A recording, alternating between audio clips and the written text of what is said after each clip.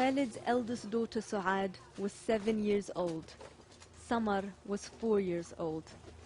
On the 12th day of the war, according to KHALED, both his children were shot dead by an Israeli soldier as the family left their home on the army's command with their hands up and waving a white flag.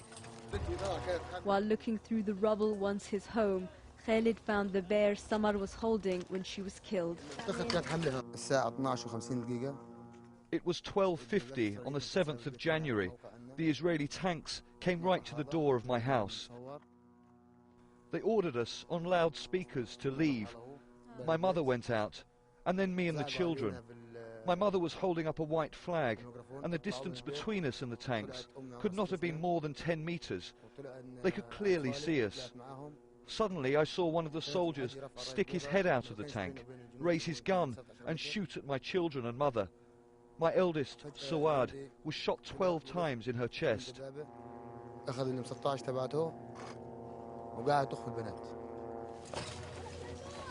KHALED later escaped by foot with his wounded mother and youngest child, 2-year-old Amal. She was also shot in the chest and has now been taken abroad for treatment. He says he's not Hamas and nobody was firing rockets in the area.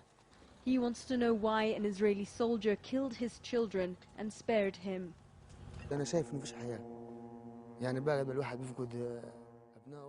There is no life after this.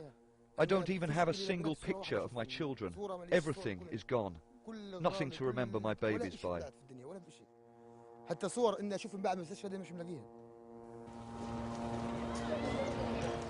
Rubble is 2 kilometers from the Israeli border. This area saw some of the worst bombardment and fighting of the war. 500 homes have been destroyed. Thousands are homeless with no place to go. And the community is in mourning. And this is what's left of the homes Israel spared here, turning many of them into makeshift military bases. This family found their personal belongings buried, their bedrooms trashed, and that's not the only thing Israeli soldiers left behind them. So we've been inside a dozen or so houses in this area, and it's really the same story. Apart from being completely demolished, there's clear evidence that Israeli army soldiers were inside. And in the case of this house, they left them notes on the walls. So here you can see it says, Hamas bad, Israeli Defense Force good.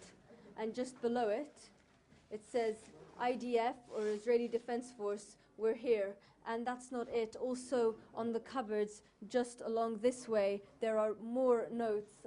On this cupboard it says, we want you. And on this one, join the Israeli army today. I translated the messages for the family.